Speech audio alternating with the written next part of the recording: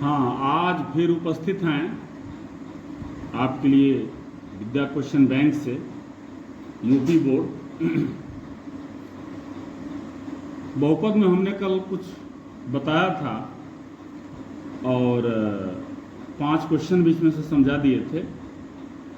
और अब अगला क्वेश्चन है 6। m का वह मान ज्ञात करिए जिसके लिए 4x² minus 6x minus m x minus 3 से पूर्णतया विभाजित है।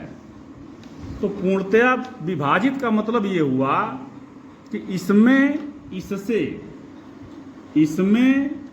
मतलब 4x² minus 6x minus m में x माइनस 3 से भाग दिया जाए तो शेषफल 0 बचता है। एक बार फिर बताते हैं, 4x² minus 6x minus m x minus 3 से पूर्णतया विभाजित है, तो यदि इससे भाग दिया जाए तो शेषफल 0 आएगा। यही मतलब हुआ पूर्णतया विभाजित होने का मतलब। जैसे मान लीजिए 24 8 से पूर्णतया विभाजित है, तो हम भाग देते हैं 24 में 8 से, तो 8 त्रिके 24, ये कट गया, यानी शेषफल 0 आ गया। एक दूसरा तरीका बताता हूं मैं, ध्यान से समझें। 4x² minus 6x minus m, यहां लिख देंगे में x माइनस 3 से 0 हो रहा है तो x माइनस 3 बराबर 0, या x बराबर 3 रखने पर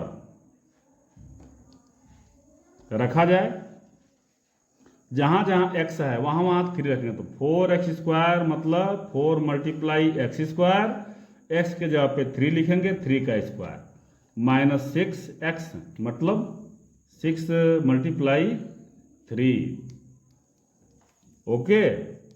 अब माइनस यम, अब इसे आ जाएगा 0। कह रहा है ना पूर्णतया विभाजित हो जा रहा है, यानी कि शेष बच जाएगा 0। इसको सॉल्व करके यम का मान निकाल देना है आपको। तो 4 मल्टीप्लाई 9, 3 का स्क्वायर, कई लोग 3 2 जा 6 लिख देते हैं, लेकिन नहीं, इसका मतलब हुआ 3 में को 2 बार लिख के मल्टीप्लाई करना, स्क्वायर। अब माइनस 6 3 जा 18 minus m is equal to 0। अब 4 9 जा 36, 4 9 36 minus 18 minus m is equal to 0। 36 में से 18 घटाइए, m को इधर भेजिए, 36 में से 18 घट जाएगा तो 18 बचेगा, इज इक्वल टू m, अर्थात m इज इक्वल टू 18। ये आपका क्वेश्चन। अब इस तरह के जो भी क्वेश्चन आते हैं आप सॉल्व कर सकते हैं। नेक्स्ट क्वेश्चन देखते हैं। एक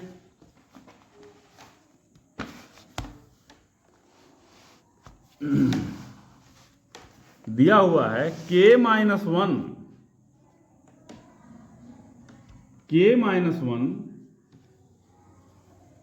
x² प्लस kx प्लस 1 के शून्यकों में से एक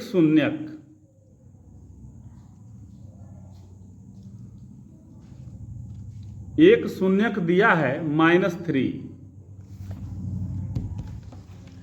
k minus 1 x² plus k plus 1 का एक शून्यक दिया है -3। ये k माइनस 1 कोष्ट में है, k minus 1 x² plus k x plus 1, इसका एक शून्य है -3। मतलब x के जगह पे हम -3 रखें तो इसका मान शून्य आ जाएगा। शून्य का मतलब यही होता है। तो k माइनस 1 x² मतलब -3 का whole square plus k multiply -3 plus 1 बराबर 0। अब इसको हल करके k का मान निकाला जा सकता है। इसका स्क्वायर कर देंगे, माइनस का स्क्वायर प्लस हो जाएगा, माइनस में माइनस का गुणा प्लस होता है, 3 3 जा 9, यानी कि k माइनस 1 इंटू 9 प्लस, अब ये माइनस और इसमें गुणा हो जाएगा तो ये माइनस हो जाएगा, प्लस नहीं रह जाएगा। 3k plus 1 is equal to 0। अब 9 का अंदर गुणा करिए, सीधी सी बात है। 9k minus 9 minus 3k plus 1 is equal to 0। 9k में से घट गया 3k, आ गया 6k, और ये माइनस 9 है प्लस 1 है, माइनस 9 प्लस 1। तो जब माइनस और प्लस आ जाता है ना, तो अधिक में से कम वाले को घटाते हैं और अधिक वाले का साइन लिखते हैं। अधिक वाले का साइन है माइनस, 9 में से 1 जा 8 इज इक्वल टू 0। अब ये माइनस इधर भेजिए, एक दूसरे पक्ष में पक्षांतर करेंगे तो ये हो जाएगा प्लस 8। अब k इज इक्वल टू 8/6, 2 4 जा 2 3 जा 4/3। ये आपका हो गया इसका k की वैल्यू। ऐसे ही दिया रहता है, k का वैल्यू पूछता रहता है तो हम आप सॉल्व कर सकते हैं। ऐसे यदि कोई दिक्कत हो तो आप बताएं, फिर सॉल्व करेंगे इसको, फिर समझाएंगे, समझाने का प्रयास करेंगे। अब एक और क्वेश्चन लेते हैं। दिया हुआ है x² plus kx plus k, x² plus kx plus k, जहां k is not equal to 0। k 0 नहीं है, इससे कोई बहुत विशेष मतलब नहीं है। ये इसमें दिया है, कह रहा है कि x का मान क्या क्या हो सकता है। दोनों धनात्मक नहीं हो सकते, दो विकल्प भी दिया है। इस तरह का एक एग्जाम्पल लेते हैं, x² प्लस 5x प्लस 6। इसको हल करते हैं। देखिए x² kx 5 है, 5 k की जगह पे 5 है, तब यहाँ k की जगह पे 6 है। इसको सॉल्व करते हैं, देखते हैं क्या आता है। x² खंड करेंगे, 3 + 2 जोड़ने पे 5 आ जाए, गुणा करने पे 6 आवे, 3 दूना 6, 3 दू 5। अब इसका गुणा अंदर करिए, x² plus 3x plus 2x plus 6, pair बन गया, जोड़ा बन गया। इसमें से आप x ले सकते हैं, x प्लस 3 और प्लस 2 ले लेंगे तो x प्लस 3। अब is equal to x plus 3, x plus 2, यहाँ लिखता हूँ x प्लस 3 और x प्लस 2। अब वैल्यू जब निकालना है, शून्य निकालना है, तो बराबर शून्य कर दीजिए। अब इतना बराबर भी शून्य है और इतना बराबर भी शून्य है। अब यदि x प्लस 3 बराबर 0 तो x बराबर -3 और x प्लस 2 बराबर 0 तो x इज इक्वल टू -2, दोनों माइनस आ गए। अब विकल्प देखते हैं क्या दिया है। पहला दिया है दोनों धनात्मक नहीं हो सकते, ये दिया है दोनों ऋणात्मक नहीं हो सकते, गलत है। सदैव बराबर होते हैं, ये भी गलत है। सदैव असमान होते हैं, गलत है। दोनों धनात्मक नहीं हो सकते। यदि दिया होता कि दोनों ऋणात्मक हो सकते हैं तो ये सही होता। दोनों धनात्मक नहीं हो सकते, यही विकल्प सही है, इसलिए कि दोनों धनात्मक नहीं आया है, यहां दोनों ऋणात्मक आ गया है। अब आप खुद समझे कौन सा विकल्प सही है। निम्नलिखित में से कौन एक द्विघात बहुपद का आलेख नहीं है।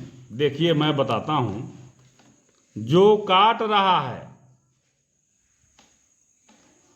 जो द्विघात बहुपद का आलेख नहीं है। देखिए ये तो काट ही नहीं रहा है, तो ये होगा ही नहीं। ये एक बार टच कर रहा है, ये भी नहीं होगा। ये 2 बार कर दिया तो द्विघात बहुपद का है। इसके 2 शून्यक हैं, 2 शून्यक हैं मतलब द्विघाती बहुपद है। अब इसको देखिए, 1 काट रहा है, 2 काट रहा है, 3 काट रहा है, ये त्रिघाती बहुपद हो गया। तो जब त्रिघाती हो गया, ये कह रहा है द्विघात बहुपद का आलेख नहीं है, तो यही है जो नहीं है, ये त्रिघात बहुपद का है। बात समझ में आई?